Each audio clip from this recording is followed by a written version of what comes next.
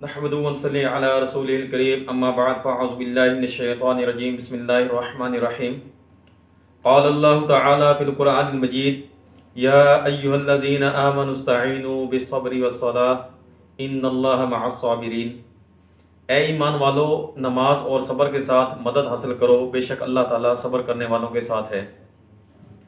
آج کا ہمارا دوسرا سبق ہے اس حوالے سے کہ اللہ تبارک و تعالیٰ نے مسلمانوں کو محبت بھرے خطاب سے جو حکم دیا ہے، قرآن پاک کی اس آیت کے اندر اللہ تبارک و تعالیٰ دو حکم فرما رہی ہیں، ایک یہ کہ صبر کرو اور دوسرے ہے کہ نماز۔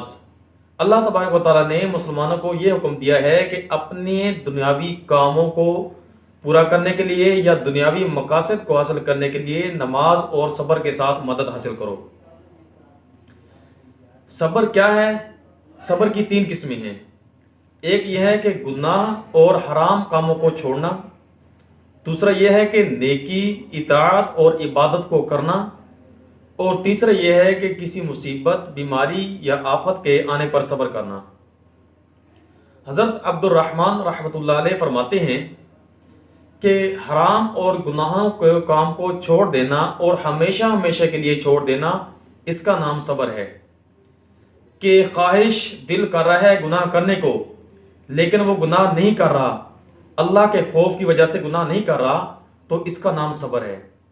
اور دوسرا یہ ہے کہ نیکی اور اطاعت اور عبادت کرنا اور اس پر ہمیشگی اختیار کرنا۔ بہت سی عبادات ایسی ہیں کہ جو صبر و تحمل اور ان کی مشقت کی تلخی برداشت کرنے کی محتاج ہوتی ہیں، ان پر بندے کا دل نہیں چاہ رہا ہوتا، مشکل ہوتی ہے، جیسے روزہ رکھنا، روزے کے اندر بھوک پیاس ہر طرح کی مشقت آتی ہے۔ تو اور بھی جتنی بھی عبادات ہیں جن کے اندر مشقت آتی ہے، لیکن ان عبادات کے اوپر ہمیشگی اختیار کرنے کا نام صبر ہے۔ تیسرا یہ ہے کہ اگر اللہ تبارک و تعالیٰ کی طرف سے کوئی مصیبت آ گئی، کوئی آفت آ گئی، کوئی بیماری آ گئی، اور خاص طور پہ ایسی بیماری جو دائمی ہے، ختم ہونے والی نہیں ہے، اس کے اوپر صبر کرنا، یہ صبر ہے۔ ان تینوں قسموں کے اوپر صبر کرنے کا نام اصل صبر ہے۔ یہ صبر کی تینوں قسمیں ہیں۔ امام زین العابدین رحمۃ اللہ علیہ فرماتے ہیں کہ قیامت کے دن ایک منادی آواز دے گا کہ صبر کرنے والے کہاں ہیں، وہ اٹھیں اور جنت میں چلے جائیں۔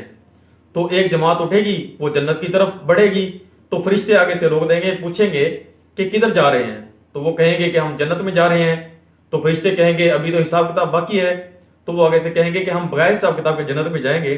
تو فرشتے پوچھیں گے آپ لوگ ہیں کون؟